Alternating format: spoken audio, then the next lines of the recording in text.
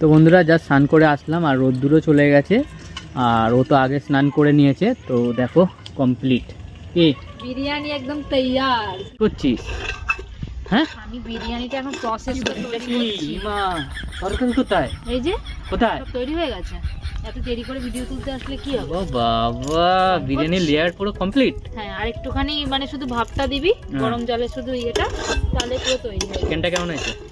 আমি তো দেখলাম ভালো, এবার তুই খেয়ে দেখবি কেমন। তো তো আশা করি খুব ভালোই হবে। তো বন্ধুরা আমি একটুখানি স্নান করতে গেছিলাম তাই তো। তো বছরের প্রথমে ভালো করে শ্যাম্পু দিয়ে সাবান দিয়ে স্নান করলাম আমিও তো করা আর হয়েছে। ওরও হয়ে গেছে, ও করে আসলো, আমি তো তখন দেখছিলাম। আর আজকে কাটে করছি, কাটে একটা আলাদাই মজা অনুভব তাই তো। আমাদের খুব ভালো লাগে কাটে করতে, সত্যি কথা বলতে। আর কাঠে করলাম এই জন্যই যে বিরিয়ানিটা দেখি না কাঠে কেমন হয়, খেতে হুম। কোনোদিনও খাইনি, ওই করেই আমি আরো খাটলাম। কাটে বিভৎস হয়। কেমন হয় জানি না, এবার তুই খেয়ে দেখবি কেমন হয়েছে। তো টাটা। টাটা।